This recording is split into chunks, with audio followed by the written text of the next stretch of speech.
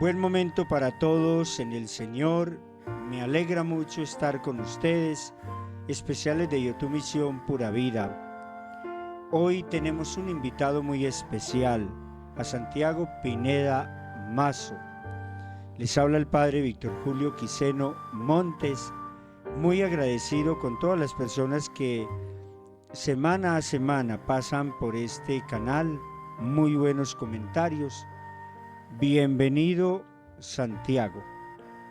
Buenas tardes, días o noches, Padre Víctor y televidentes. Gracias por la invitación. Entonces estoy a su disposición. Muchas gracias. Generalmente acostumbramos iniciar pidiendo la luz del Espíritu Santo. Oh Espíritu Santo, que hacéis elocuente la lengua de los niños, instruir la nuestra. Haced descender sobre nosotros vuestras bendiciones.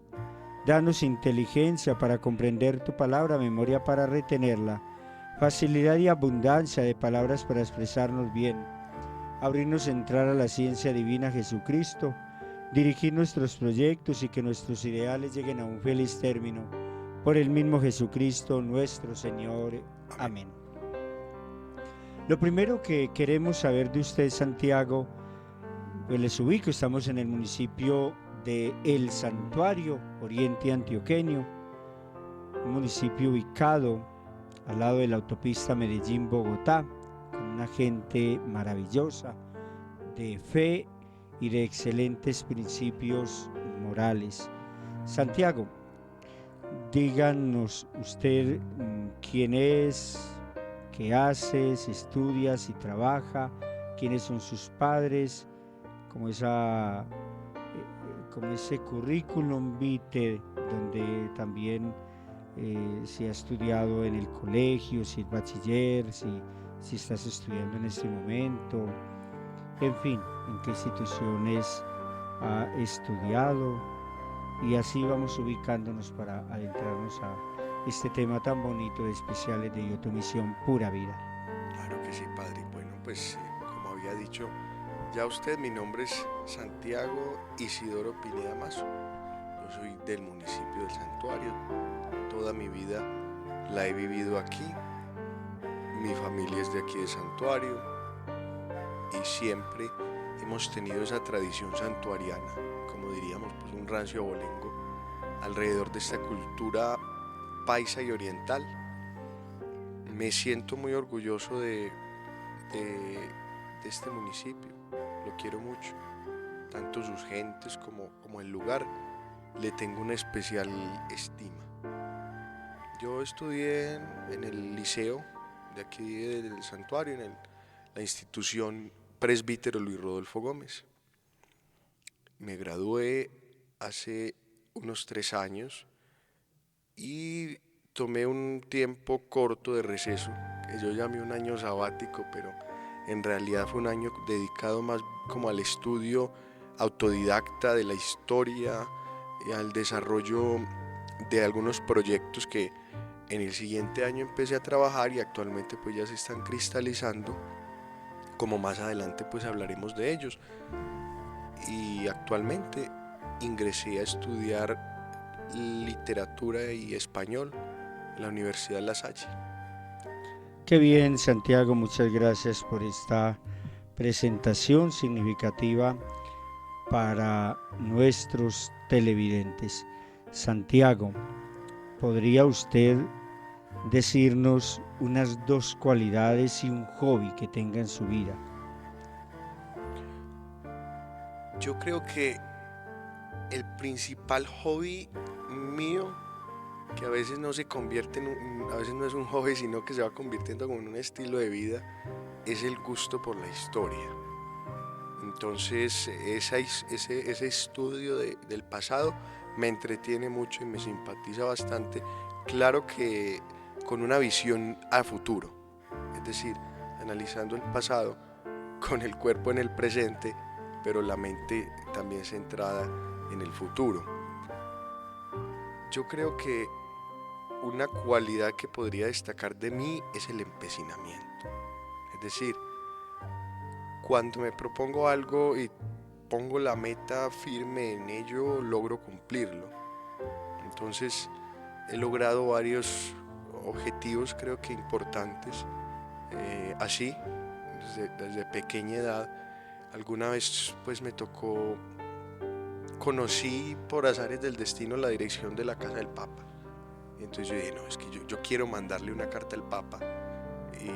Y yo, pues un niño de 15 años, 14 iba a cumplir 15 años, no sé cómo saqué plata, dónde la rebusqué, vendí unas boletas y saqué ¿Cuál unas papa? cosas del Papa Francisco. Francisco, el actual. Sí, el actual Papa, y él me respondió la carta y ahí la tengo en mi casa, una tarjeta que envió de su rostro. Varias cosas pues me han tocado así como fruto de esa determinación, y eso resaltó en mí. ¿Y por qué le escribió al Papa? ¿Qué le motivó y qué parte de su contenido quería como transmitirle? Si puedes contar, si no, tranquilo. Por ese tiempo yo admiré mucho la Compañía de Jesús, los padres jesuitas, e hice algún intento, pues algunos acercamientos con ellos. Ya más adelante en la vida pues estuve algún tiempo con los jesuitas, y al reconocer en el Papa Francisco una figura bastante interesante, no solo progresista, sino un custodio de la fe, excelente, que lo es, o en mi concepto sí lo es, pues yo tengo esa determinación y dije, yo quiero comunicarle al Papa y pedirle oración. Él, que es un jesuita, más o menos entiende el tipo de vocación y el tipo de deseo, puesto que los jesuitas son profesores y misioneros. Bueno, todos somos en cierto sentido misioneros, pero ellos dedican especial parte de su vida a la misión. Y a la educación. Y a la educación, sí.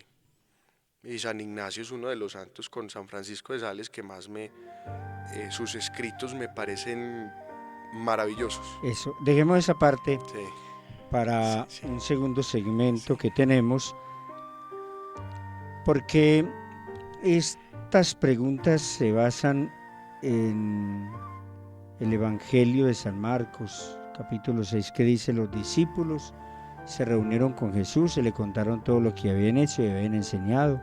Él entonces les dice: vengan conmigo a un lugar aparte para descansar un poco, porque el ir y venir era tal que no les quedaba tiempo ni para comer. Ahí tenemos un hobby, y es el empecinamiento para la historia. Supongo que entonces la cualidad, facilito, la podemos deducir: perseverancia, disciplina, servicial, como empoderado, ¿cierto? Que la palabra pues empoderamiento a veces es vetada, pero sí se podría tomar como una cualidad muy grande de ser muy radical en sus opciones y concentrarse mucho con su disciplina, su estudio, y lograr los objetivos, como muy bien lo dice, ¿cierto? ¿O tiene algo más para agregar en el tema de cualidades suyas? A veces hablar de uno mismo no es fácil, pero ¿qué le dice la gente? Lo que le dicen a uno. No, pues hablar de sí mismo no es fácil. Es decir, es fácil hablar de sí mismo, pero no lo es si no se quiere rozar con el orgullo. Entonces ahí se toca un punto interesante, pero yo creo que, no sé, que todo esto va como alrededor de más bien de un testimonio y un momento como para tener esa guía respecto a alguna persona, algún referente. Entonces podría yo agregar que una cualidad que destaco, y creería que no solo en mí, sino en varios de mis familiares, es ese deseo de bondad, ese deseo de ser buena, de ser bueno, de ser buena persona. Entonces eso me parece a mí muy bonito, que una persona tenga esa intencionalidad, ya que lo sea o no es diferente, pero esa intención parece valiosa. Muy bien. ¿cuál es el mundo de sus relaciones? Me explico. Muchas personas, por ejemplo, un entrenador deportivo, pues sería la familia, los jóvenes que tiene a su cargo en el equipo y casi que ahí se centra todo. El mundo de sus relaciones es cuál. El mundo de mis relaciones es bastante amplio. Yo, Porque le pregunto porque de verdad que lo veo hablando con muchas personas y personas de un talante grande, pero también lo veo con personas sencillas, como el padre Víctor. ¿Cuál es el mundo de sus relaciones? Le comento esto porque su perfil es como si uno desde fuera dijera, este muchacho parece ser orgulloso y arrogante, pero que ustedes supieran el encanto y la facilidad que tiene para expresar lo que es, lo que hace, lo que sabe. Entonces quiero que me comente en este mundo de las relaciones, básicamente se centra a estar con quién. gracias Padre por ese concepto tan bueno que tiene de mí. Yo creo que podría resumir el mundo de mis relaciones en las personas que me hacen bien. Esas son las personas que yo busco. Y eso ya va a un ambiente bastante amplio. Entonces, dice una compañera mía de la universidad cuando era virtual, entonces me decía que solo nos escuchábamos las voces y alguna vez me llamó y me preguntó, Santiago, yo estoy muy preocupada, me siento perfectamente perdida. Es que yo te escucho hablar y no sé, puedes tener entre 20 y 80 años. Entonces, todavía yo no logro identificar porque los términos y las cosas, yo creo que me relaciono más con gente mayor, después de los 50 tengo tal vez más afinidad, pero cualquier persona que me haga bien o que me caiga en gracia es de mis relaciones y de mis afectos. Claro, pero eso sería más un gusto. Me refiero en la vida cotidiana, usted, ¿cómo es un día suyo, por ejemplo? Dialoga con su familia y se está relacionando con la familia y cómo está constituida la familia, quienes viven en su mismo hogar, bajo el mismo techo. Te desplazas a la calle, no sé si buscas a un historiador, si buscas a un académico. Lo he visto tomando tinto con diferentes tipos de personas aquí en la esquina de la parroquia. ¿Cuál es el mundo de sus relaciones? Porque es el gusto, pero en la práctica usted tiene como un rol social demasiado amplio, me parece.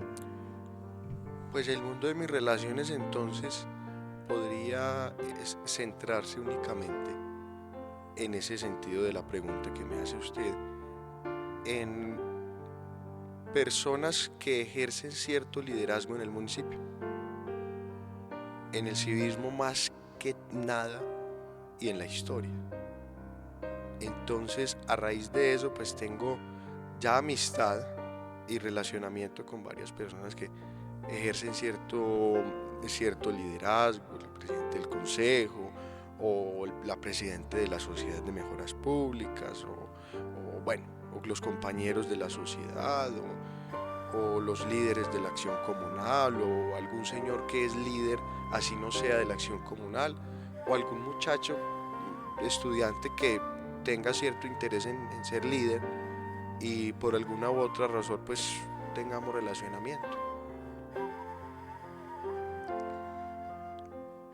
Si te gusta hablar de ese tema, porque también es discutible y respetable, si no, dicen que es bueno a veces descubrir qué aspectos a mejorar tengo en mi vida y qué le hacen como más fuerte en su vida. Creo que lo fuerte pues ya no lo ha dicho, pero en el colegio a veces nos decían, ¿cuáles son tus defectos? Ahora dicen, ¿qué aspectos a mejorar cree usted que tiene? Yo no tengo ningún reparo en responder, pues creo que cualquier pregunta que haga a bien la respondo. Por eso sí considero que tengo la mente abierta a escuchar y a dialogar. Es difícil, y más así como paz, de sopetón que me lo dice, pero yo creo que un aspecto a mejorar siempre puede ser eh, la delicadeza, el tacto, la empatía, es decir, ese relacionamiento con los demás, esa dulzura, ese respeto, esa diplomacia que hace falta para ser buen compañero, para ser buen hermano, buen coetáneo, buena persona en general, ¿no? Y yo creo que eso es algo que siempre tenemos que mejorar. Correcto, le agradezco mucho, Santiago. Esos es como los aspectos a mejorar en su vida. ¿Tiene usted un sueño preponderante, relevante, que quiera compartirlo y por qué quiere cumplir esa meta? ¿Sabe que sí? Bueno, pues algún pensador que en este momento no lo recuerdo diría, el hombre que deja de soñar, deja de vivir. Y qué bueno sería yo recordar el autor de esta frase, pero no lo tengo en la mente. Muy seguramente tal vez ha de ser alguno de estos Dale Carnegie o estos psicólogos un poquito más modernos. Últimamente con un compañero, ahora amigo, tenemos un sueño, una meta y un proyecto que ya está trazándose, que es la restauración de un bien cultural aquí en el santuario, que es la pila municipal del parque principal, que tiene más de 100 años y es la última joya o la última, la cereza del pastel o lo mejor que hubo, lo que queda de la cerámica del santuario. Para los que no saben y para información pues, y contexto, la cerámica del santuario fue la primera fábrica cerámica en Sudamérica con las características pues, de la quema a más de 1200 grados a punta de leña por los años 1880 y inicios de los 890. Qué bien este dato. Alguna vez que visité una casa museo aquí llegando por la autopista antes de la entrada a Granada, nos dijeron que se habla del Carmen de Viboral con una especialidad exquisita en el tema de cerámica. La de aquí fue mucho más relevante, fue primero, más importante, y parece que la loza que fabricaban es de una calidad única, ¿no? Y entiendo que hay un grupo, seguramente usted está ahí entre ellos, que esa empresa la quieren rescatar, ¿no? Porque es que, no sé si te entendí mal, porque usted me habla más de una fuente en el parque, pero mencionaste el tema de la cerámica, ¿qué relación hay? Pues precisamente el grupo que dice usted es el que fundamos. Allí tengo la carpeta donde organizamos que pasado mañana tenemos reunión y hemos hecho bastantes avances. Es muy interesante. Esta cerámica, como para resumir un poquito la historia. Pero, perdón, explícame, o me perdí o usted nos hizo entender bien. Usted habló de una fuente en el parque de aquí del santuario. Sí, señor. No hay fuente, pues, el agua que se eleva y que cae, como el parquecito pues, de la Judea, que gracias a Dios hay una fuente bonita. El parque acá no la tiene. El parque principal. Sí, principal. La Plaza Mayor.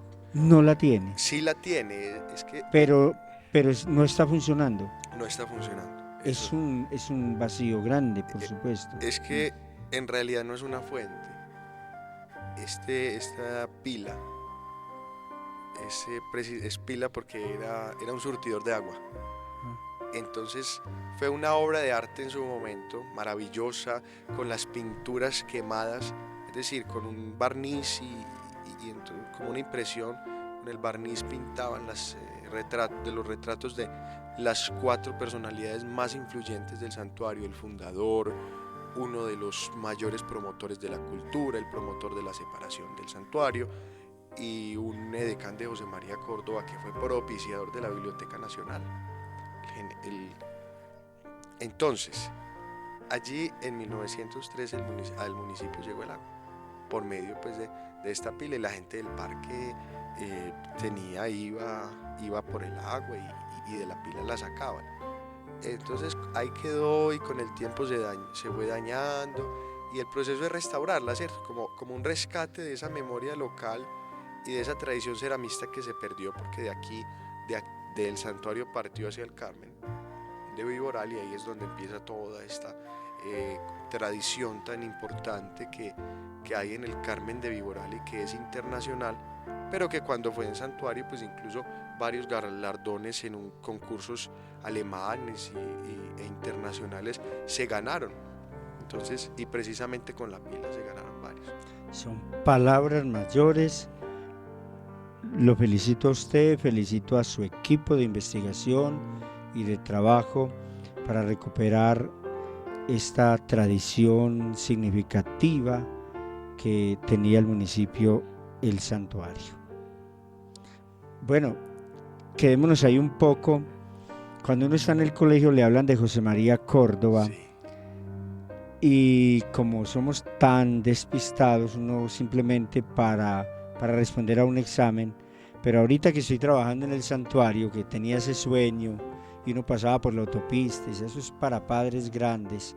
Ahora que estoy aquí en la Judea, me toca pasar mucho por un puente que me ha llamado muchísimo la atención, y me detuve, incluso le tomé una foto a un escrito que hay sobre José María Córdoba, que siempre nos hablan de un relato, como que ahí lo hirieron, lo llevaron no sé dónde, por el lado de la parroquia del parque, y luego lo mandaba a matar las tropas, Simón Bolívar lo mandó a asesinar cuando él se había rendido en la guerra. Si tienes alguna descripción al respecto, me parecería interesante, porque esto sirve de historia para los jóvenes del colegio y para la cultura general que todos deberíamos tener, que mea culpa no manejar bien este tema. Bien, no, pues iniciar en que José María Córdoba nació en Concepción, el municipio también del oriente antioqueño, pero en ese momento era una viceparroquia o un corregimiento, como llamamos ahora, de Río Negro. Entonces se podría decir también que sí, José María Córdoba nació en Río Negro. Entonces él se volvió pues el general, él ya pasó todo lo que nosotros conocemos, donde se volvió el héroe de Ayacucho. Lo apodaron el León de Ayacucho porque su tenacidad en trinchera era impecable, y el hombre tenía una fuerza interior, un fuego que dio pues a los compañeros de él para llamarlo el león, por una característica del animal, que es que el león, cuando sale a atacar, no puede retroceder, físicamente no tiene esa capacidad. Entonces, precisamente por eso se le nombró el león, y de Ayacucho, pues porque estaba en la batalla de Ayacucho. Entonces, lo que pasó acá en Santuario fue cuando Simón Bolívar, ya pues él era presidente y tenía como esos deseos de, tal vez unos deseos monárquicos, que se iban torciendo de la libertad, porque entonces pasábamos de un reinato a otro. Y entonces José María Córdoba, que era muy amigo, le dijo: venga, pues que pasa esto y esto, yo no le voy a colaborar. Y Antioquia, que era de él, Antioquia era de Córdoba, y él es el libertador de Antioquia. Entonces les dijo: no, venga, vamos a calmarnos, esto si no es, yo no estoy de su lado. Entonces Antioquia, en cierto sentido, se rebeló, más o menos. Total que Bolívar, que era amigo de Córdoba, envió a un general y a unas tropas a amonestar a Córdoba. Pero parece que se fueron moviendo pues intereses, y y ya juegos tal vez de envidias, supondría yo, que creo que es lo más coherente en este momento de que estamos hablando de Córdoba. Pues él llegó y hay una figura interesante que está incluso en mi linaje familiar y creo que en el de muchos, el coronel Anselmo Pineda, que está en la pila que yo les nombraba hace rato, nacido en el santuario, que también el santuario era viceparroquia de Marinilla, entonces nació en Marinilla. Él era coronel y fue decán de Córdoba, aquí en Antioquia, en este tiempo. Entonces él se fue para donde el papá, aquí en una finca que todavía existe, esa finca en el santuario. Y yo no sé si es jurisdicción de la basílica o de la parroquia principal, pero esa finca existe y es muy interesante, tiene mucho valor. Incluso la llaman el lugar donde se gestó el santuario. ¿Y viven personas? Sí, es habitada. Habitada, tiene pues su respectivo dueño. Sí, es una familia Vargas, me parece que Ya. la tiene. Entonces, ellos, el coronel Pineda, fue pues a preguntarle al papá, mira, ¿qué pasa? Pues a buscar información para el general Córdoba. Entonces le dije, no, pero es que las tropas de Oleari vienen por Baos, por Granada. Entonces ellos hicieron algún desvío y enviaron a un soldado a tumbar un puente allá arriba de Granada. Se me olvida en estos momentos el nombre. Puede ser el puente del Ramal, que es el más significativo, saliendo de Granada, donde está la capilla de María Auxiliadora. No sé, creo que no. Tal vez Baos es Granada, lo que Sí, era pero está en la Baos. parte de abajo de Granada, que allí comenzó pues el pueblo de Granada y luego lo pusieron un poco más alta, donde se encuentra ahora. Una pausa. Baos, según he visto, era el sitio de Nuestra Señora de los Baos. Un bao es un aliento. El bao es el aire que uno cuando exhala. Entonces, bueno, ya regresando a la narración, él no tumbó el puente y se unió a las tropas enemigas. Y vinieron aquí, le formaron la emboscada y allá en el alto, bueno, ya nosotros estamos en el alto, cerca. Perdón, ¿y a Granada venían de qué zona? ¿Magdalena Medio, San Carlos? Sí, claro, venían pues desde la capital, hacia el lado de allá, hacia el Magdalena. Venían ya del Magdalena. Venían las tropas, sí, señor. Pasaron por Granada. Y ellos estaban aquí por el Peñol, pues los de Córdoba estaban por el lado del Peñol. Entonces arribaron a Santuario y se instalaron en una casa hospital de unos ancestros míos y casi de medio pueblo, porque tuvieron mucha descendencia y todos nos encontramos en ellos, unos Gómez, nietos y bisnietos de los fundadores del santuario, y por el otro lado hijos del primer español que vino al santuario, don Juan José Gómez y doña Isabel García, dueños de la casa donde se instaló el general Córdoba, que era una casa pues de familia, era una parte de una hacienda inmensa. Y actualmente pues, la casa se ubica donde ahora está el Palacio Municipal y existió esa casa hasta los años 60 más o menos, 50, 60.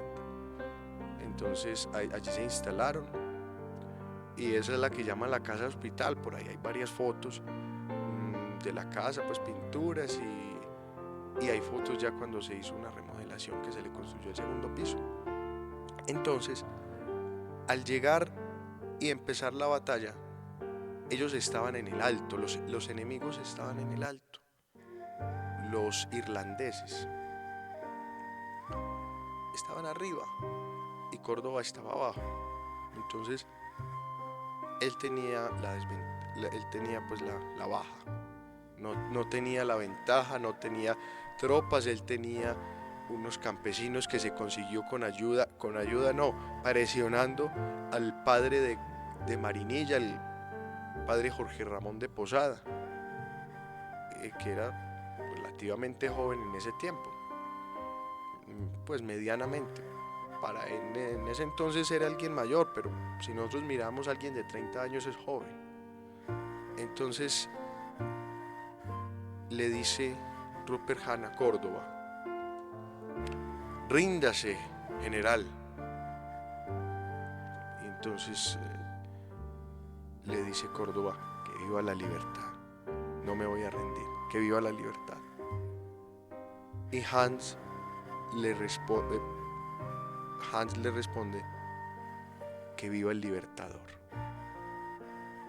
Y se van a la batalla. Córdoba resulta herido, que fue pues según los relatos donde se encuentra ahora el puente que llamamos Roto o Centenario, que es aquí a unas 3 cuadras de la Basílica, por el lado de allá donde salen los buses, donde pasan los buses para entrar al municipio, al marco de la plaza,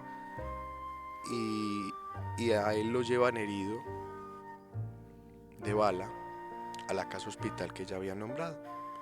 Ahí se le hicieron algunas curaciones y entra, pues envía Oleari a Hans, Rupert Hans, y le dice, va y pregunta quién es el general Córdoba, quién es José María Córdoba. Él herido sobre un baúl, pues los compañeros Francisco Giraldo Arias y otros que estaban allí, los decanes, incluidos Elmo Pineda, todos dicen, yo soy Córdoba.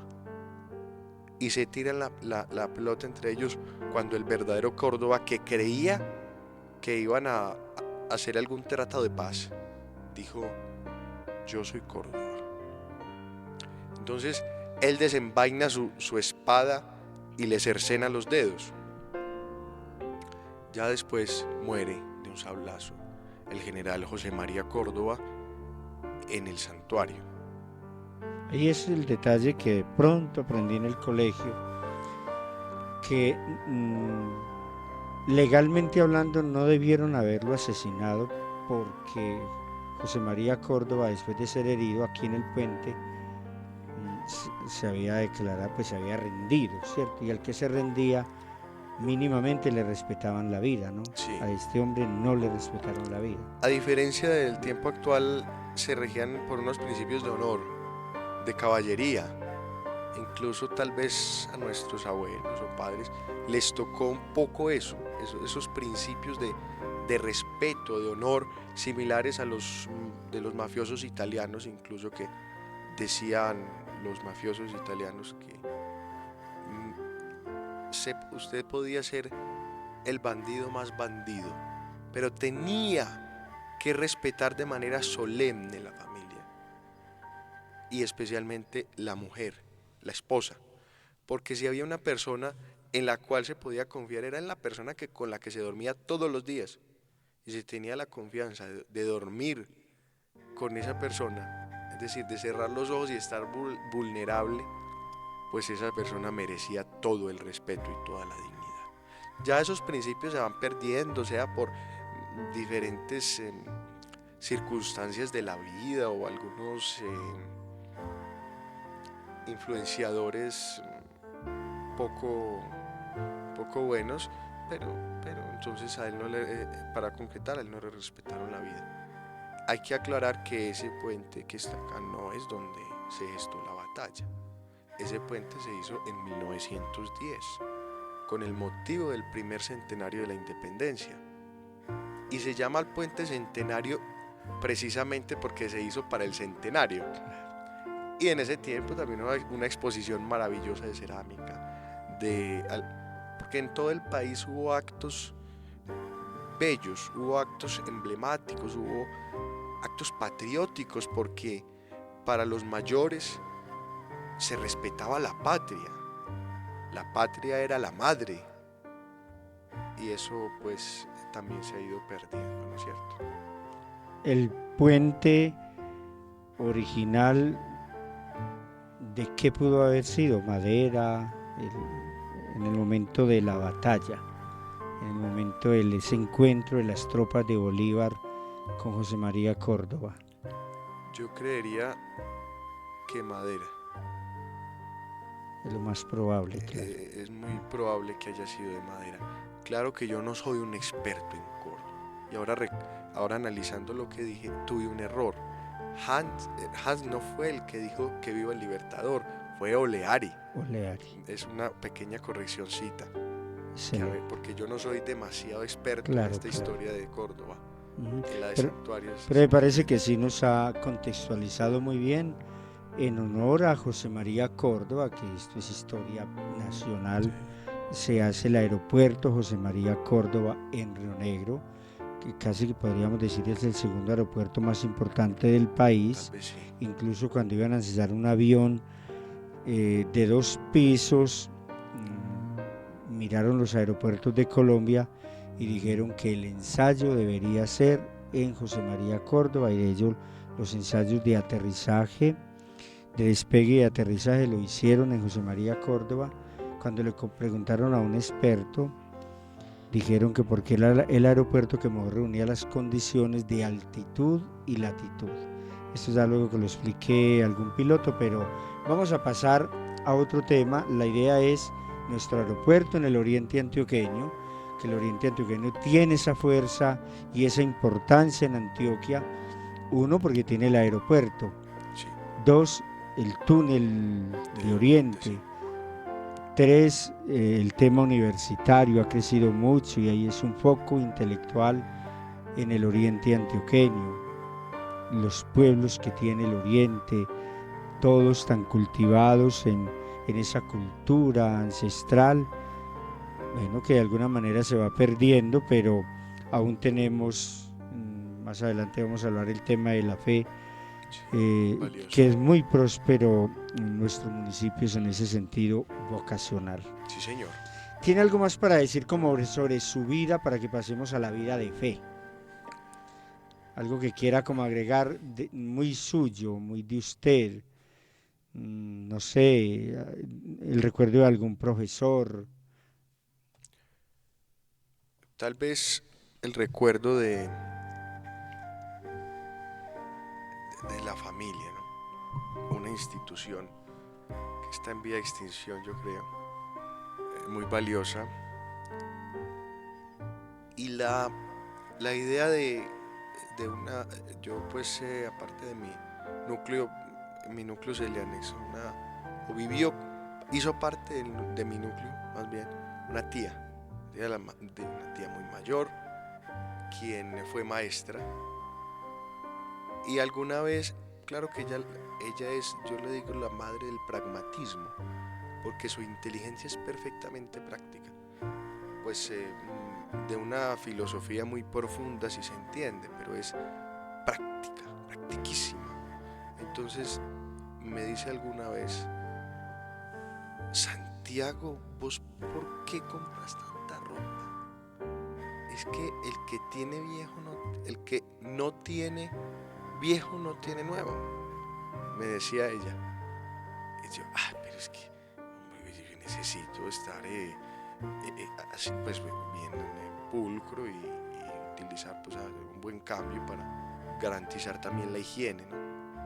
Entonces, pero me senté a analizar sobre esa frase y me lleva a una reflexión tal vez más profunda, el contraste de la vida.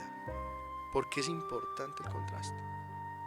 Porque en el contraste comprendemos bastantes puntos alrededor del valor que nosotros le damos a nuestra misma vida. Entonces, ¿cómo no apreciar, por ejemplo, la comida si alguna vez pasamos hambre? ¿Sí? O cómo no apreciar una cama si alguna vez dormimos en el piso. ¿Cómo no apreciar el estar bajo techo si algunas veces nos tocó mojarnos y estar, o la compañía cuando Bañarnos estemos con solos? agua caliente, si Sí, alguna vez nos tocó bañarnos siempre claro, con agua helada. todo eso. ¿Y, y a qué va? Simplemente, o simplemente no, profundamente, a que lo que más nos lleva esta reflexión que hablo de mi tía Olivia, la maestra, Olivia Pineda, es que necesitamos de un buen contraste para una sana relación con los demás. Y creo que pues mi Dios alguna vez le preguntaron cuál era el mandamiento más importante. Y él dijo, no, pues amar a Dios sobre todas las cosas y al prójimo como a sí mismo. Entonces, yo creo que es muy valioso ese amor propio para poder desarrollar un valor al prójimo. Entonces, precisamente ese amor propio se empieza a desarrollar mirando varios contrastes de la vida, con el agradecimiento y con algunos, pero ya esto pues nos da Claro, pie para el tema de la fe. sobre todo que usted comienza esta última intervención hablando de la familia en vía de extinción. Sí, Entonces leo en usted una preocupación por la familia.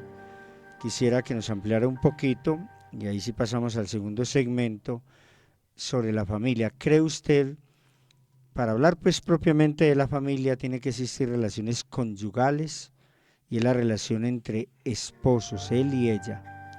Relaciones paternales, es la relación de los padres para con los hijos. Maternales, de las madres para con los hijos. Fraternales, la relación entre hermanos. No sé cuál me falta. Y cree usted que como ese tipo de relaciones y en los buenos principios que se debe mantener, esto se ha perdido, ¿cierto?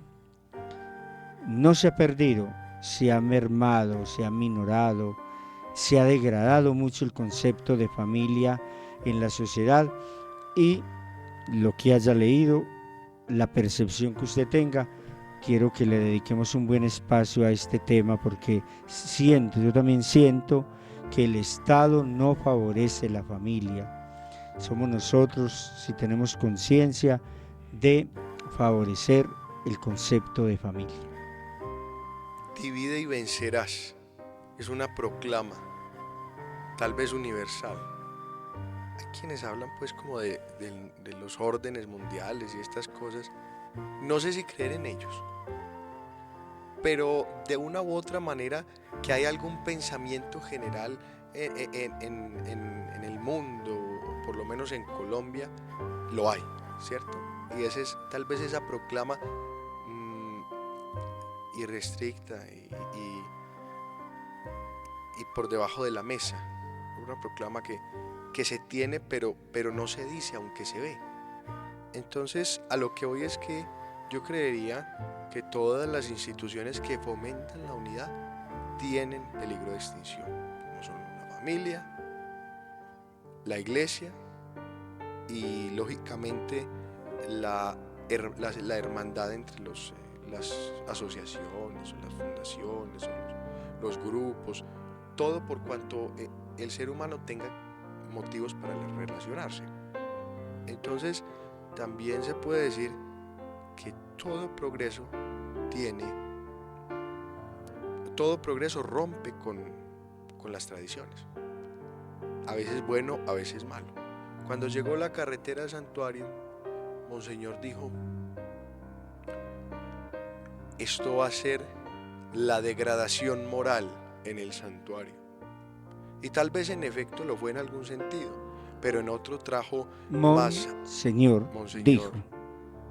Monseñor Luis Gómez, que fue párroco muchos años, sí, en la parroquia central del santuario, ¿no? Del santuario también, y trabajó mucho tiempo en Solsona, ya lo recuerdan y aprecian mucho. No fue obispo, fue solo monseñor, creo que prelado doméstico, no recuerdo. En todo caso, sí, pues retomando en algún sentido, sí fue una degradación moral, pero en otro, pues nos acercó a Medellín, nos trajo hospitales, nos trajo un aeropuerto, nos trajo tal vez más educación, vías de acceso, muchas cosas que fueron muy valiosas y son muy valiosas, pero otras pues son malas. En todo caso, dice mi madre, el cuchillo no es malo. El malo es uno que usa el cuchillo para herir a alguien, porque el cuchillo es para cortar papas. Claro. Pero creo que se me centra un poco en la Sí, familia. Es una queja mundial. El concepto de familia se nos está diluyendo y la práctica en la familia, sobre todo esas tradiciones de fe y de moral, pues se pierden. En el tema de no nos vamos a estar pues allí como muy detenidos de ideología de género, ha cambiado el abanico de familia que me parece sumamente peligroso. No sé usted qué opina de ese tema. yo creo que una de las crisis es que no sabemos ni quiénes somos. Bueno, no, yo sí sé quién soy. Es que los muchachos o la gente nueva no sabe quién son. Pues es que antes el problema es que no sabían si ser médicos, abogados, arquitectos, ingenieros o profesores o campesinos. Ahora es que no saben si ser hombre, mujer, tabla, mesa, silla o perro. El caso es que hay cosas que no se cambian. Yo creo que es muy respetable todo lo que cualquier persona pueda ver, pero hay cosas que no tienen cambio. Es como decir, es que yo no soy cachete colorado, porque yo no me siento cachete colorado. Y eso me quita la rojez de mis cachetes, que es biológica, que la aprendí a querer, porque me enseñaron es que su abuelo Isidoro tenía esos cachetes, es que su mamá tiene esos cachetes, es que su bisabuelo tiene esos cachetes, es que ese es su linaje, y es que usted es santuariano. Sí, ese elemento en el tema de que una mujer se siente hombre y por sentirse hombre hay que comenzar a catalogarlo como hombre. Escuchaba a un médico especialista en la materia que decía, y entonces si una persona, un hombre por ejemplo, siente que vuela o siente que tiene cáncer, el médico tiene que practicarle, ¿cómo es este elemento para los que tienen cáncer? Quimioterapia. Quimioterapia. Solo porque siente que tiene cáncer. El sentir no es ser. Y en eso estoy totalmente de acuerdo con Claro, usted, ¿no? claro que si se va a preguntar en general, la dogmatizante es la iglesia, ¿no? Y el dogma lo da la iglesia, según la gente. Pero díganme ustedes, si no es un adoctrinamiento, que ese es el término que utilizan, no es un adoctrinamiento decirle a un pobre muchacho que biológicamente no se desarrolla, o no se nivelan pues esas hormonas, porque también es un tema hormonal, del gusto, las preferencias o los ademanes, porque algunos tal vez somos más delicados para las cosas, o algunos son más bruscos, y eso pues tiene tal vez poco que ver, pero no es una persona, ¿cuál fue la palabra que utilicé? Se me escapó. Adoctrinante, y el otro Dogmático.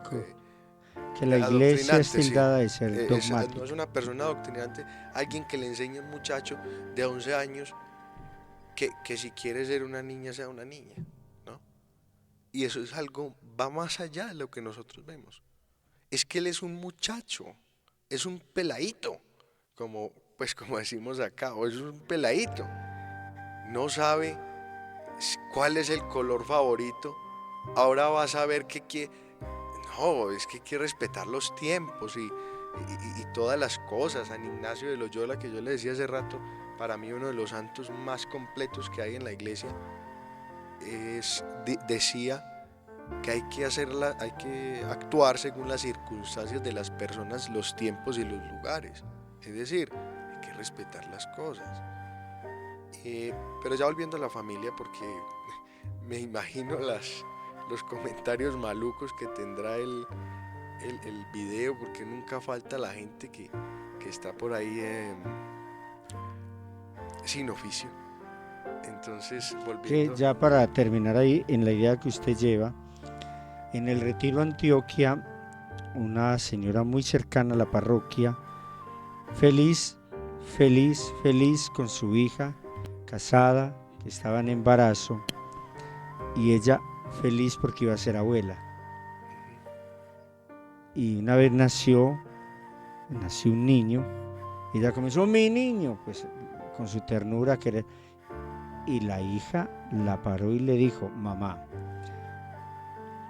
no, a mi hijo no le vamos a decir ni niño ni le vamos a decir niña. Esperemos que él elija qué quiere ser, pero por ahora dejémoslo neutro. Y ella llegó en crisis a la parroquia, pero ¿qué es eso, por Dios? Un niño, y no le podía decir ni que era niño ni que era niña, porque es él el que tiene que elegir más adelante si quiere ser hombre o si quiere ser mujer. Claro que eso nos da pues para un programa especial. Ahorita sí el tema de la familia. pero mi Dios hablaba de la corrección fraterna, ¿no? Y que es tan valiosa en este tipo de cosas. Corrección fraterna, pues quiere decir que uno debe ser dulce. Uno para hablar de estas cosas no tiene que coger y darle palo a la gente que porque hay dos hombres besándose en el parque. Hay que también respetar. Si nosotros somos cristianos y somos personas de fe, tampoco tenemos por qué decir y entonces amedrentar y humillar y molestar a la gente. También hay que entender que hay un punto en el que uno no puede irrumpir, que es la vida y el libre albedrío de las otras personas. Y es porque sí, y conozco personas, parejas homosexuales perfectamente inofensivas. Y entonces yo también siento que, lógicamente, yo diría, pues el mismo Papa Francisco, y por eso tal vez lo digo con autoridad, porque no son palabras mías, sino del Santo Padre. ¿Quién es el Santo Padre? Pues él tiene... ¿Quién soy yo para ¿quién? juzgar, no? Sí, pero el Santo Padre de por sí tiene infalibilidad, ¿no? Infalibilidad. ¿Se llama pontificia? Sí, infalibilidad del Papal, Papa, sí. sí. Entonces, yo creo que igual todos merecemos de respeto, pero ahí pues Claro, hay cosas que... claro, Santiago, que la infalibilidad del Papa no está en una entrevista, no está en una expresión espontánea que él lance, sino cuando se pronuncian en términos de fe y de moral.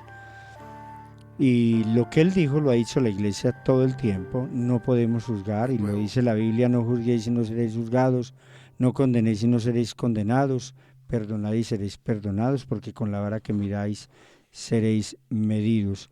Por supuesto, siempre son dos palabras claves. No porque no comparta algo tengo que entrar a irrespetar a la otra persona, ¿cierto? Entonces, si quiere dejamos ahí porque ahorita ya para el segundo segmento y terminamos Sí, con señor. especiales de YouTube Misión Pura Vida en esta noche. Santiago, personas o acontecimientos que han marcado su vida de fe. Si quiere hable un poquito de ese tema de la fe, cómo ha sido esa tradición familiar, pero qué personas han marcado la vida de fe en usted o qué acontecimiento han marcado tanto que lo han llevado a creer más o a no creer. Porque aquí hacemos entrevistas a personas creyentes o no creyentes, está en toda la libertad y muchas cosas en el aspecto de fe. Si no eres creyente, que usted diga, aunque no las comparta, se las voy a respetar. Puede sonar paradójico tal vez, pero una de las personas que yo trato de ser, porque ya hay figuras de las que uno lee, santos o personas de otras partes del mundo de las que uno lee y sabe que existen, y ejemplos y reflexiones, pero de las personas que yo trato, y puede sonar paradójico, mi tío Pacho es uno de los que más me ha enseñado sobre fe. Pero mi tío Pacho es ese hombre que tiene 60 años sin confesarse, según él, pues cierto, que yo no le creo demasiado porque yo lo analizo y él es más piadoso que yo. Y que en realidad él es un hombre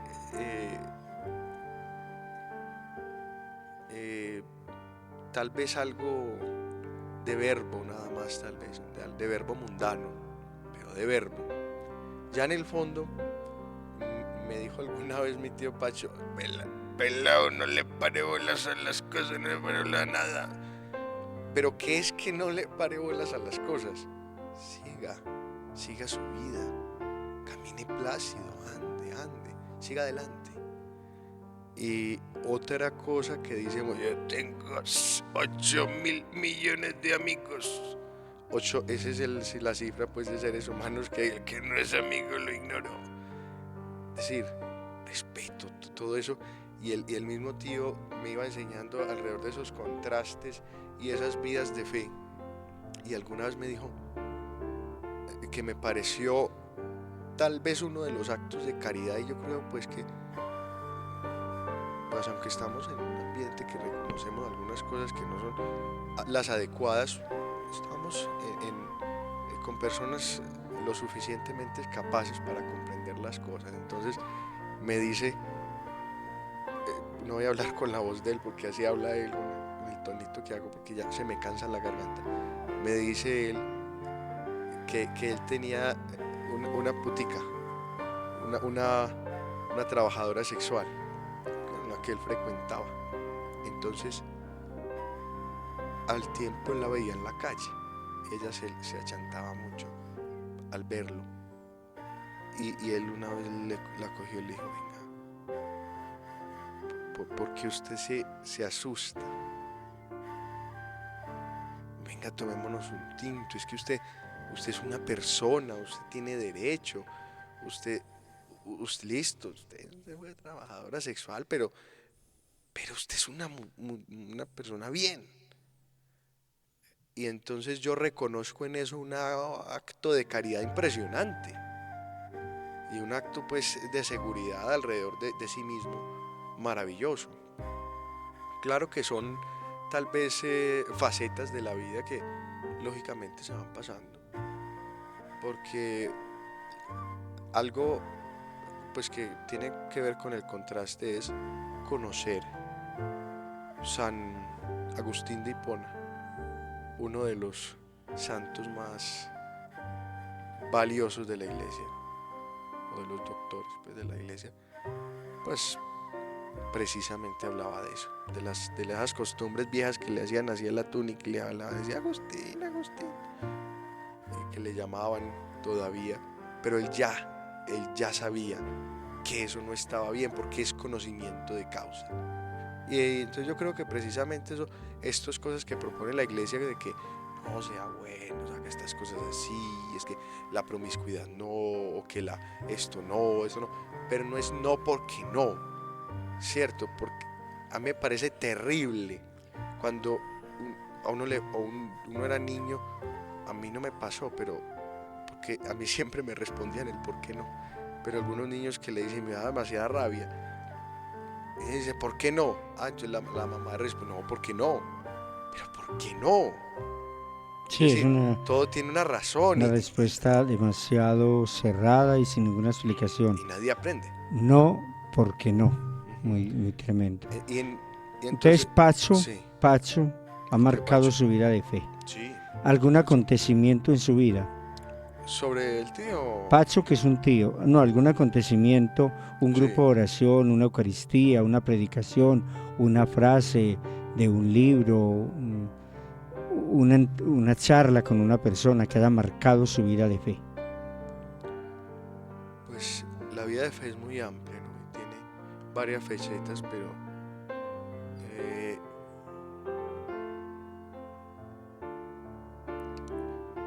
hay una canción que dice, cuando oigo las aves cantar por las mañanas, cuando muere el día, cuando nace el sol, cuando en silencio oigo todo aquello, siento tu presencia en tu inmensidad, algo así más o menos va la letra, y siento en mí tu luz brillar.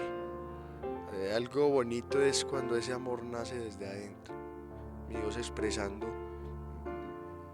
ese sentimiento que yo creo que es el sentimiento más perfecto que puede sentir un ser humano, estar contento, o un poco más, un término un poquito más paisa, estar amañado, estar uno amañado de la vida, estar uno feliz y sentirse bien. Claro, claro. Y Porque aclaro el sí, término amañado, es una expresión paisa para los antioqueños, un departamento de Colombia. Que hay que recordar, por ejemplo, la cultura de Ecuador. Amañado es una persona que se volvió indelicada, manilarga no o sabía. ladrón. Bueno, Entonces, como nos escuchan en varios lugares, no estamos refiriendo a esa expresión, su significado en Ecuador, por ejemplo, ¿cierto? Aquí estar amañado es estar feliz, estar a gusto, contento, estar a gusto. dichoso con lo que soy y lo que hago. Buena, muy buena la aclaración. Entonces, a raíz de eso, y por lo que hoy es que, mm, pues uno creería que la gente que es cercana a la muerte es la gente vieja, ¿no? Pero yo tuve una vez alguna enfermedad y estuve cerca, como de irme ya para el otro lado. O yo lo veía así, y el caso es que tal vez sí, y al final no. Pero entonces ya recuerdo ese día cuando ya yo desperté y ya me sentía bien y estaba pues obviamente en el hospital, estaba bien y estaba lógicamente muy débil porque la enfermedad debilita, pero ya pues yo sabía que ya estaba vivo. Entonces, por eso cito esa canción que dice, cuando oigo las aves cantar por la mañana, cuando muere el día, cuando nace el sol, cuando en silencio oigo todo aquello, siento tu presencia en tu inmensidad, es decir, y siento en mí tu luz brillante. Es decir, es un nuevo amanecer. Hay un programa de Televida que se llama así, creo, del padre Mis Amores, no recuerdo el nombre, otro padre también, pues, y reflexiona en torno a eso. Uno de los agradecimientos que creo que puedo tener es la vida, y no solo la mía, sino de las personas cercanas. Porque después de la familia, uno de esos dones bonitos que le da a uno mi Dios son los amigos. Y yo creo que catalogo varios niveles de amistad. ¿A usted le gusta la historia? En diálogos extracámaras que he logrado tener con usted, Santiago, Que son más jocosos, más focosos. jocosos. Sí, lo que pasa es que usted a veces le da por ponerle humor a la cosa, pero yo soy muy serio. Sí, Así, Santiago, que le he escuchado expresiones muy significativas cuando remetimos un poquito esta cultura que critica la iglesia y que la Edad Media es la época del oscurantismo y que la iglesia es retrógrada y que nos mantiene en el pasado y el dogmatismo y no deja progresar, etcétera. Pero le escuché a usted este tema de reconocimiento del papel que tiene la iglesia, especialmente en el desarrollo de nuestros pueblos. ¿Podría usted dar alguna apreciación al aire al respecto? es que es decir que la iglesia no ha jugado un papel en la historia, es demostrar que no se sabe nada de historia. Y nada es nada. Diría, pues parafraseando a Luis Pasteur, un poco, de ciencia aleja de Dios, pero mucha ciencia acerca a Dios. Lo mismo la historia, Exacto. un poco de historia y lógicamente un poquito de historia, pues es que esos padres de la Inquisición que hacían esas torturas que son horrorosas, o estas violaciones o estas papas que fueron terriblemente malos, o obispos, padres, cualquier cosa.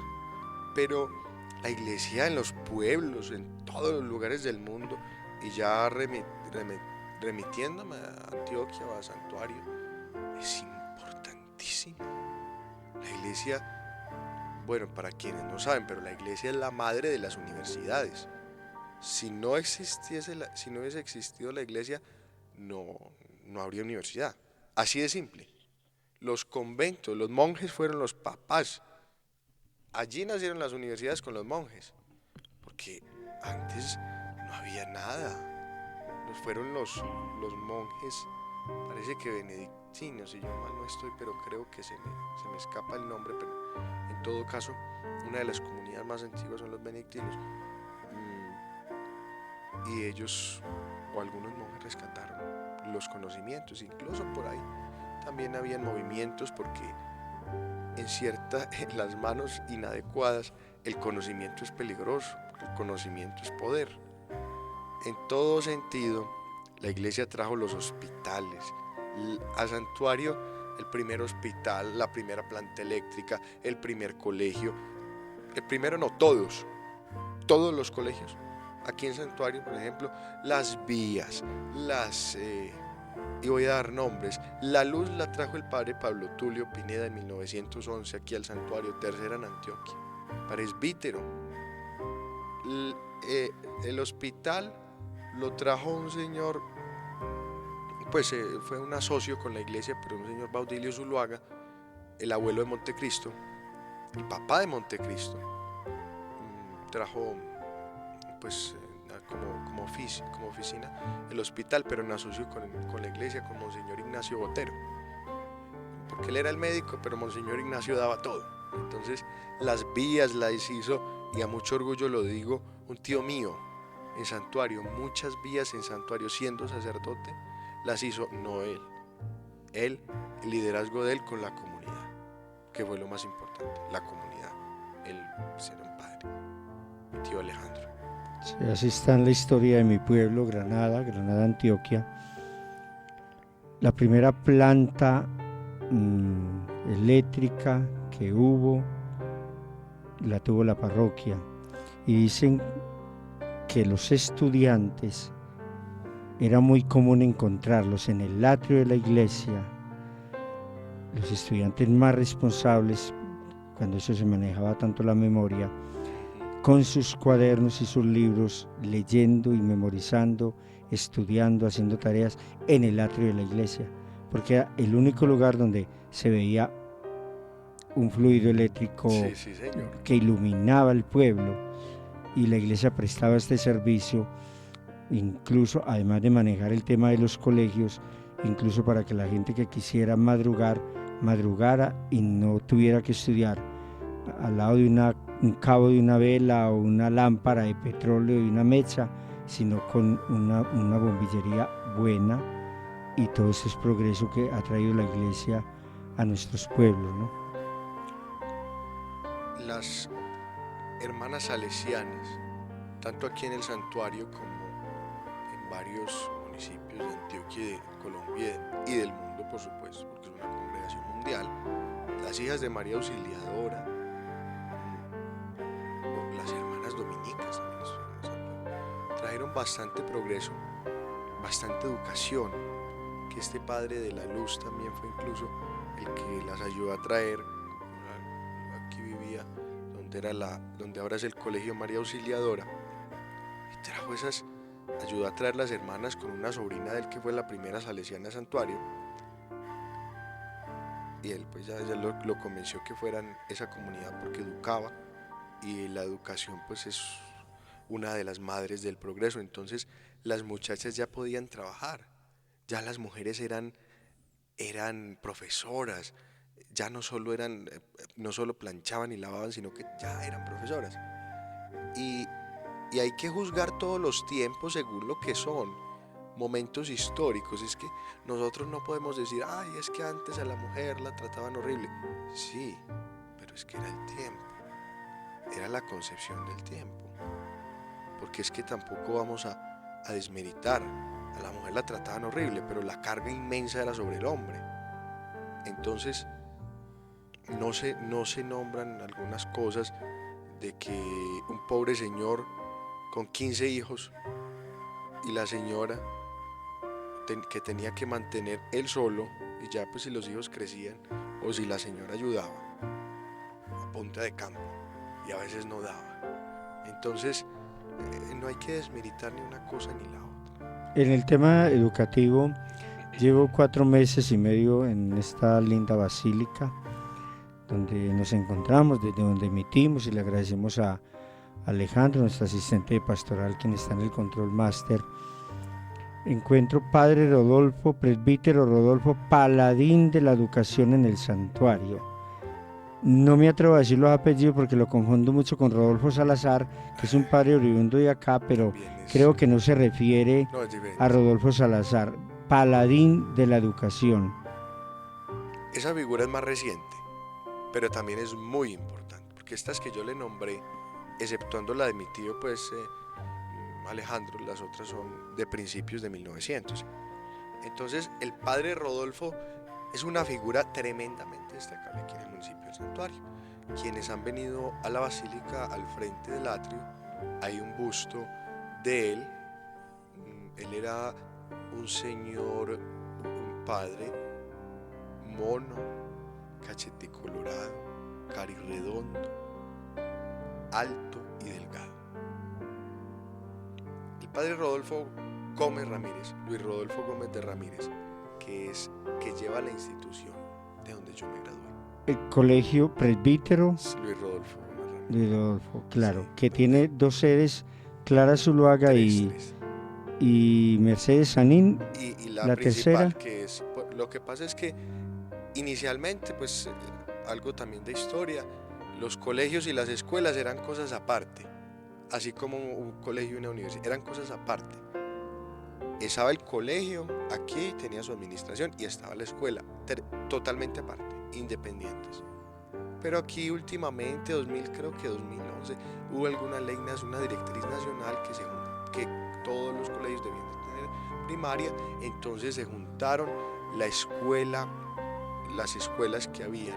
Que eran independientes, con rectoría independiente, sí, y se juntaron en una sola educación. Son los trucos que ha tenido el gobierno para mermar recursos en el tema educativo, claro, porque no hay duda que se atendía mejor hace tiempos, en el sentido que es un rector y está más al cuidado de un grupo de muchachos y de muchachas, pues puede tener mejor atención, que ahorita todo es más grande, aunque hay que valorar mucho la manera que se maneja el colegio de acá. Y yo hablo de sede principal y dos sedes que son que secundarias, que son de primaria, que están aquí detrás de la iglesia. Entonces el padre Rodolfo Gómez, lo que él hizo fue institucionalizar el colegio, porque el colegio era privado, fundado principios de 1900 por este Baudilio Zuluaga que yo le comenté.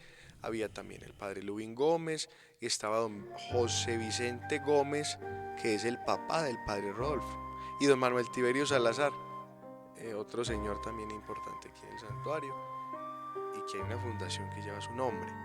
El papá del doctor Gilberto Salazar Ramírez, quienes de pronto sepan algo de Indus de Nacional, un congresista, consejero de presidentes, un hombre de unas capacidades y un verbo maravilloso. Entonces el padre Rodolfo lo que hizo fue institucionalizar, y eso lo hizo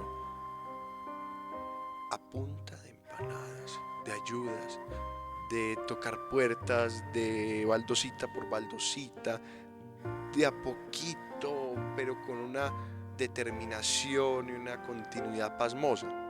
El padre Rodolfo era un paladín de la educación, él era muy amigo de mi abuela Paz. Entonces me cuentan, porque él es tío del padre Carlos Mario Gómez, que es ha sido profesor de Derecho Canónico en los seminarios, trabaja en el Tribunal Eclesiástico de la Diócesis de Sonsonro Negro. Es un padre muy interesante, y pues nosotros como santuarianos tenemos, como paisanos tenemos cierta relación. Entonces, hablándonos de lo que hacía el padre Rodolfo, aquí estaba la tienda de don Arturo Escobar, que es el papá de Domingo Escobar, donde yo tomo tinto, manzanilla y cerveza, ahí en la esquina de la basílica, que ahora se llama Don de Dondo, pero antiguamente funcionaba, era un granero.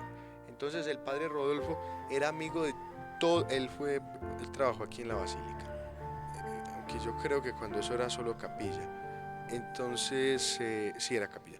Entonces él iba con toda la gente y era amigo de todos los vecinos, y iba a hacerle la visita. Iba a la casa de toda la gente y se hacía amigo de todas las señoras, de todos los señores, iba a charlar y así evangelizaba el padre. Pero él hablaba mucho de los pobres vergonzantes. Entonces, y ese era como Su fuerte. pilar de su, no pues muchos, pero uno de los pilares de su catequesis. El caso es que el padre iba a las casas y le decía a la señora: hágame el favor y me abre el granero. El granero es como decir Cajón de madera como la grande. despensa, lo que ahora es la despensa o la alacena. Ahí se guardaba toda la comida, era pues un lugar grande donde se almacenaba y era medianamente frío, pero era seco, y entonces allí se guardaba todo y no se lo comían las ratas. Era un cajón grande de madera. Entonces él iba y le abrían el granero y él se daba cuenta que pues estaba vacío, y él así se daba cuenta que la gente estaba pasando hambre.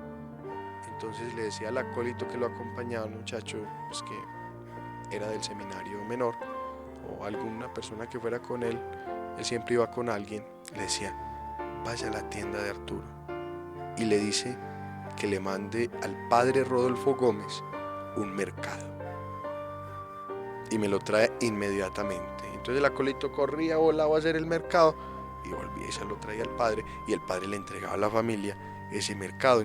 Pero ya como su misión educativa, él en el año 68, 67, 68, si yo mal no estoy, creo que 68, fue la primera promoción de bachilleres.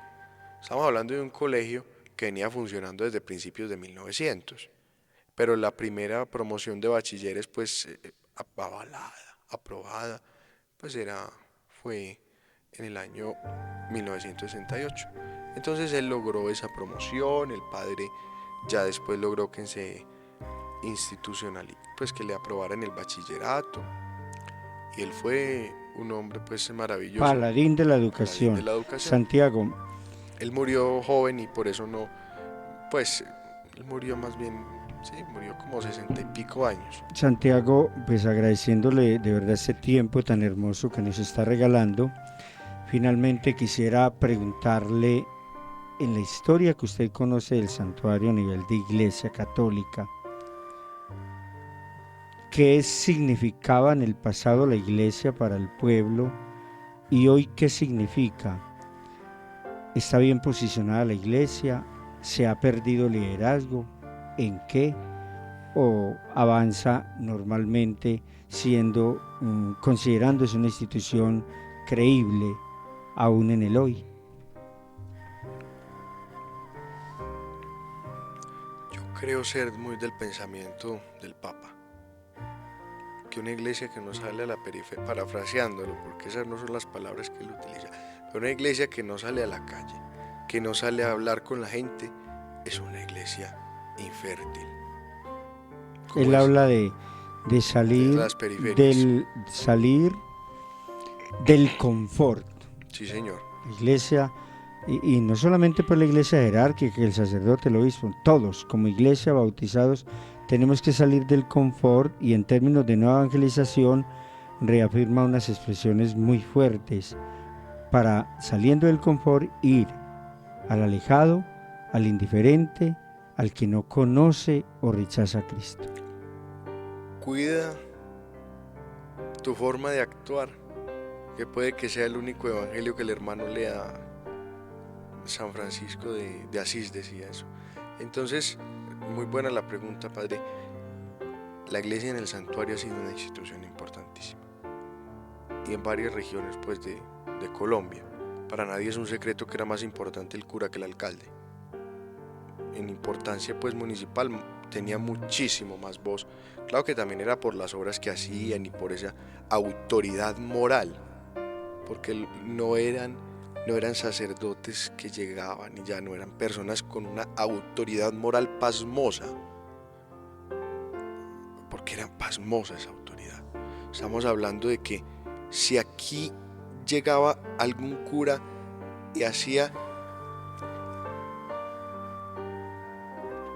ya la gente sabía, porque la gente lo respetaba, ¿no es cierto? Entonces, ¿a qué voy? La autoridad pues siempre no se impone, sino que se gana.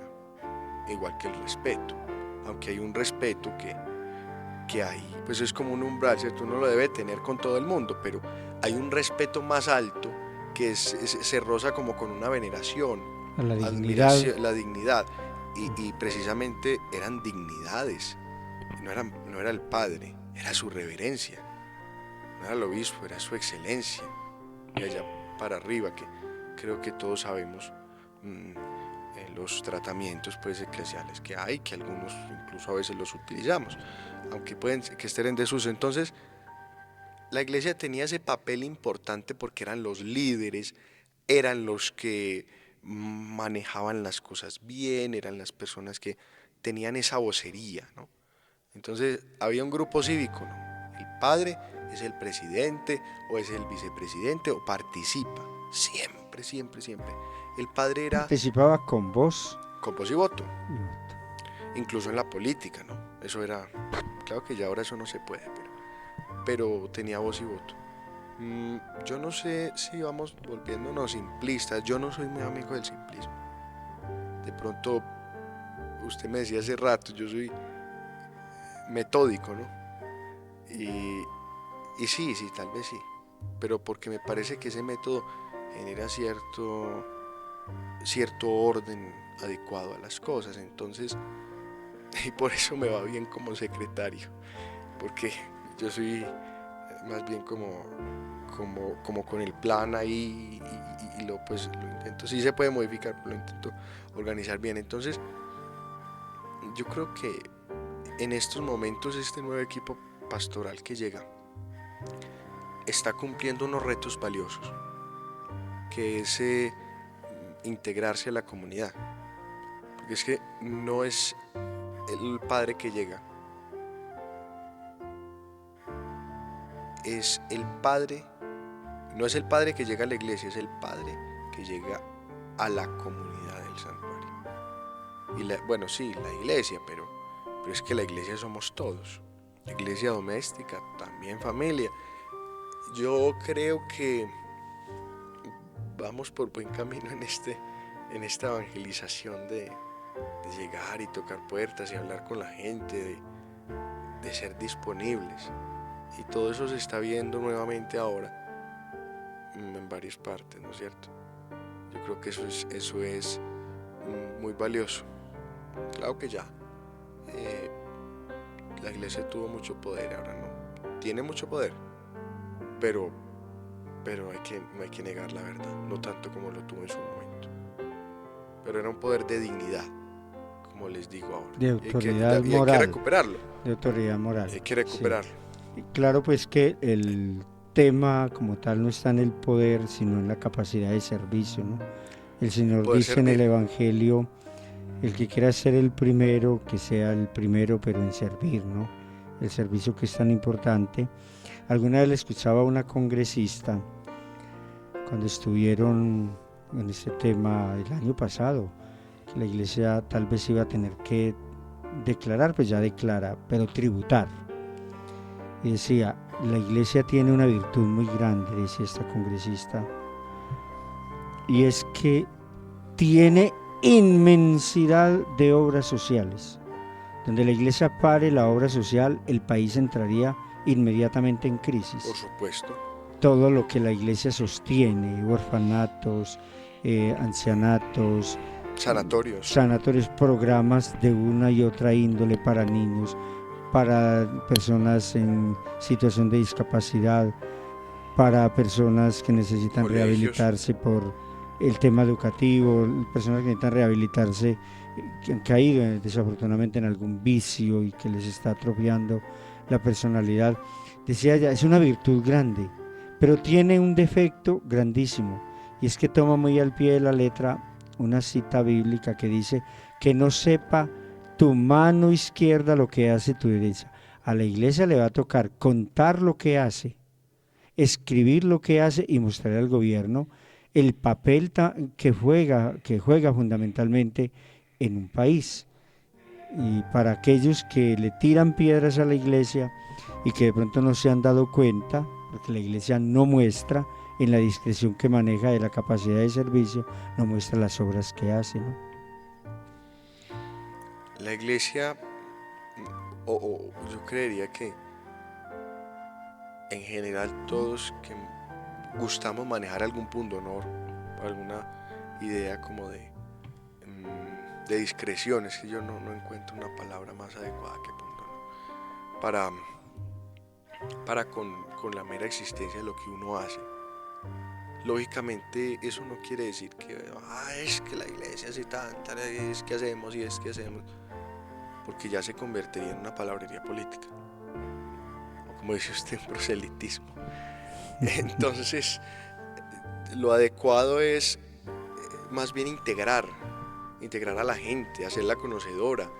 Y eso no quiere decir precisamente hablar y decirle como en discursos, porque la iglesia está haciendo eso. No, yo no creo que sea lo más conveniente. Yo antes, como le dije, creo que es mejor que participemos en el conocimiento y en la colaboración, con una agremiación, en cierto sentido. Claro. Participación comunitaria. Bueno, me quedó haciendo un pequeño ruido y ya ahorita sí, para terminar. Usted comenzó a numerar hace rato, al inicio del programa, situaciones en la vida, instituciones que estaban en vía de extinción. Sí. Y entre ellas numeró la iglesia. La iglesia. ¿Por qué lo hizo? Que sea en vía de extinción no quiere decir que se vaya a acabar. Porque yo creo que el día que se acabe la iglesia es porque ya no hay nada que hacer. Claro, es Pero porque seguramente para muchos es una palabra fuerte, en el sentido que creemos mucho en la palabra de Dios, que es fundación, la iglesia la fundó el mismo Cristo, y hay una frase que podríamos tener presente en este momento para personas desesperanzadas. Dice el Señor: ni las puertas del infierno prevalecerán contra ella. Y la Biblia misma nos enseña que ni una coma ni un punto dejará de cumplirse. Por supuesto que hay una conspiración fuerte en contra de la iglesia. A veces hay razón, otras veces no, otras veces lo infundan. no, razón siempre va a haber. De pronto, en el tema concreto de conspiración en contra de la iglesia, tendrán razones quienes la atacan, pero no en lo que dicen Bueno, propiamente ahí sí. sobre la iglesia, ¿cierto? Tienes razón. Porque catalogar la iglesia de que a toda hora vive metida en política, o que todos los curas son pederastas, o que la iglesia simplemente está para enriquecerse y empobrecer la gente, o para alienar el pueblo en el tema de la religión, como lo decía Karl Marx, ahí no hay razón. Y las puertas del infierno no prevalecerán contra ellos. Yo creo que la iglesia sigue jugando un papel importante. El Quijote de la Mancha, cuando Sancho Panza le dijo: ladran los perros, él dijo: no te preocupe, Sancho Panza, significa que estamos avanzando. Yo creo que con el poder de Dios la iglesia se sigue evangelizando, porque existes para evangelizar y cumplir esta misión, como usted mismo lo decía, de manera discreta, y lo que es de Dios no se acaba, y ya usted lo aclara, no porque se menciona en vía de extinciones quiere decir que se va a acabar, ¿no? Sí, no. Que está es lógico que sí, si nosotros nos dejamos y todo. Es que nos falta carácter. Yo siento que nos falta carácter y apropiarnos de lo que en verdad es. Porque si nosotros somos creyentes, católicos, y dicen, es que los corazones no sé qué, me consta de primera mano. Me tocó ver un caso de un sacerdote que fue acusado injustamente de encubrimiento y después de pedrastia. Pero yo al sacerdote lo conocía. Yo pensaba, a este padre yo le doy el beneficio de la duda. Es que yo no lo creo. Se hizo la investigación adecuada. El padre es de aquí de Santuario. Se hizo la investigación. El obispo, ni siquiera el obispo le creyó. Pero se hizo la investigación adecuada. Se determinó todo muy lentamente. Un proceso demasiado lento. muy pausado y muy, me imagino que muy reflexionado, muy orado. Y el padre salió libre, porque el padre era inocente. Fue que el otro padre pues que trabajaba ahí, como que se había cometido algún error por ahí, pero aprovecharon que se había muerto el otro padre y pues a los dos que quedaban le metieron el problema, que no tenían nada que ver. Claro. Entonces me dijo alguna vez un amigo, que fue el padre que a mí me bautizó aquí en esta parroquia en ese entonces, ahora Basílica, padre Francisco Hoyo Sosa, de Granada también, muy amigo mío que ahora trabaja en la Veracruz, por Medellín, ya en su retiro. Me dice, pero es que, yo le decía, padre, es que esos casos hay que denunciarlos y hay que hablar para que no nos cojan ventaja, porque lógico que están. Y me dice, pero es que el tema es que se daña la fama. ¿Y qué si la persona no es culpable? Se le dañó la fama. Y eso a veces no lo pensamos. Es que hay que tener prudencia para todas las cosas.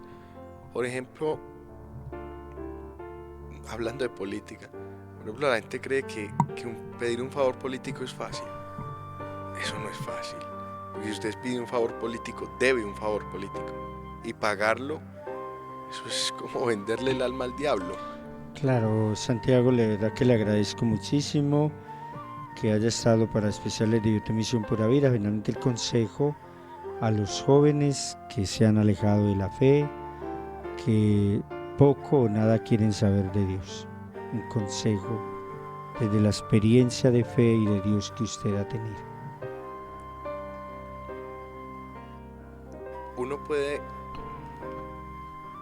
Uno puede alejarse de Dios, pero mi Dios nunca se va a alejar de uno, nunca.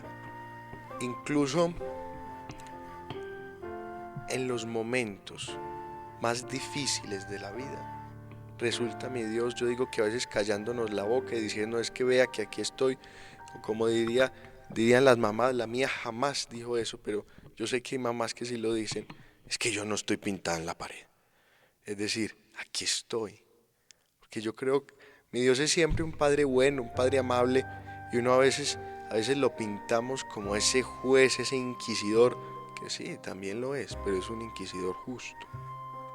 Y el que nada debe tampoco teme, el que nada debe no teme nada.